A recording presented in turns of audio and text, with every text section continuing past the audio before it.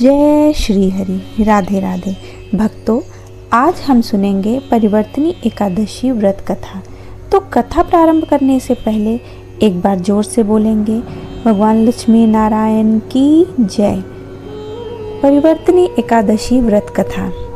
एक बार युधिष्ठिर महाराज ने पूछा, हे माधव, कृपया कर ये बताइए कि भाद्रपद मास के शुक्ल पक्ष में जो एकादशी होती है उसका क्या नाम है, उसके देवता कौन हैं और क्या विधि है।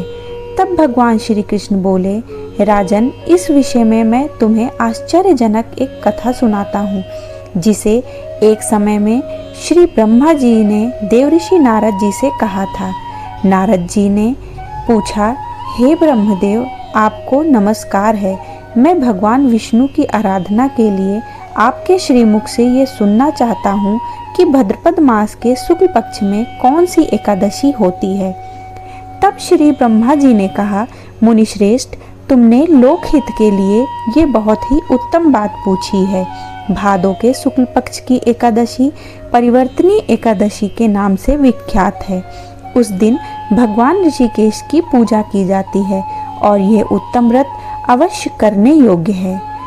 एक बार सूर्यवंश में मानधाता नामक एक चक्रवर्ती, सत्यवान, प्रतिज्ञावान और बहुत ही प्रतापी राजा हुआ करते थे। वह अपने पुत्रों की तरह अपनी प्रजा का पालन किया करते थे। उनके राज्य में कभी अकाल नहीं पड़ता था, किसी को कोई मानसिक कष्ट नहीं होता था और आदि व्याधि का कोई भी प्रकोप नहीं था। उनके राज्य में कभी कोई दुखी नहीं होता था। उनकी प्रजा निर्भय और धन धान्य से समृद्ध थी। महाराज के कोष में केवल न्याय से एकत्रित धन का ही संग्रह था। उनके राज्य में समस्त वर्णों और आश्रमों के लोग अपने अपने धर्म में तत्पर रहते थे। मानधाता के राज्य की भूमि कामधेनु के समान फल देने वाली थी। उनके राज्यकाल में प्रजा को बहुत सुख प्राप्त होता था। एक समय किसी कारणवश राजा के राज्य में 3 वर्षों तक वर्षा नहीं हुई। इससे उनकी प्रजा भूख से पीड़ित होकर परेशान होने लगी। तब संपूर्ण प्रजा ने महाराज के पास आकर कहा, प्रजा बोली, राजन, आपको प्रजा की बात सुननी चाहिए। नारायण स्वरूप विष्णु सर्वत्र व्यापक रूप में विराजमान हैं। वे ही मेघ स्वरूप वर्षा कराते हैं। वर्षा से अन्न पैदा होता है और अन्न से प्रजा का जीवन चलता है। राजन, इस समय अन्न के बिना प्रजा का नाश हो रहा है। अतः ऐसा कोई उपाय कीजिए जिससे हमारे योगक्षेम का निर्वाह हो सके। राजा ने कहा, आप लोगों का कहना सत्य है, क्योंकि अन्न को ब्रह्म कहा गया है। अन्न से ही प्राणी उत्पन्न होते हैं और अन्न से ही जगत जीवन धारण करता है। लोक में बहुता ऐसे सुना जाता है और पुराणों में भी बहुत विस्तार के साथ ऐसा वर्णन है कि राजाओं के अत्याचार से ही प्रजा को पीड़ा होती है। किंतु जब मैं बहुत सोच विचार करता हूँ तो मुझे अपना किया हुआ कोई भी अपराध दिखाई ही नहीं देता। फिर मैं प्रजा का हित कैसे करूं? हित करने के लिए मैं पूर्ण प्रयास करूंगा। ऐसा निश्चय करके राजा मानधाता कुछ गिने चुने व्यक्तियों को अपने साथ लेकर एक वन की ओर प्रस्थान कर पड़े। वन की ओर चल पड़े। वहां जाकर मुख्य मुनियों और तपस्वियों के आश्रम पे वे घूमते रहे। एक दिन उन्हें ब्रह्मपुत्र अंगिरा ऋषि के दर्शन हुए।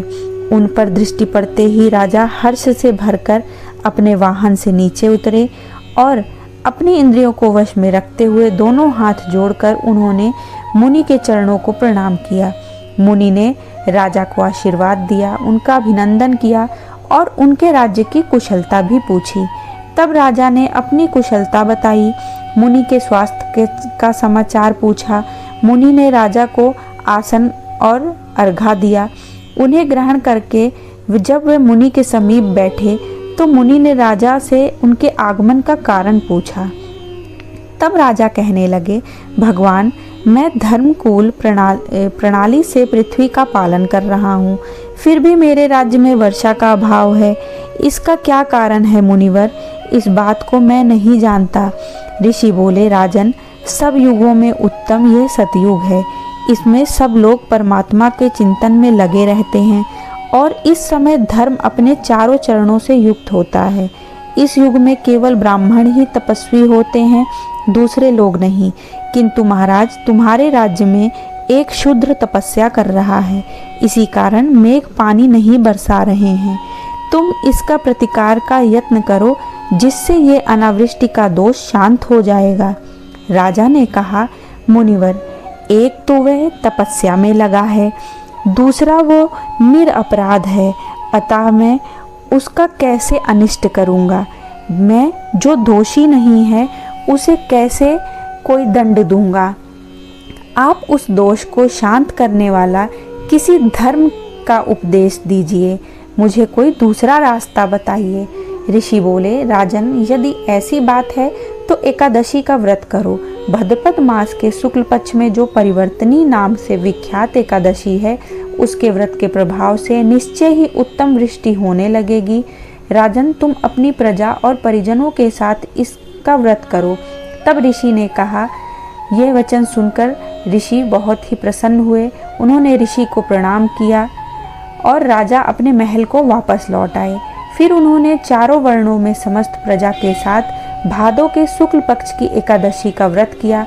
इस प्रकार व्रत करने पर मेघ पानी बरसाने लगे, पृथ्वी जल से परिपूर्ण हो गई और हरी भरी खेती से सुशोभित होने लगी। चारों तरफ हरियाली ही हरियाली हो गई और उस व्रत के प्रभाव से सभी लोग सुखी हो गए।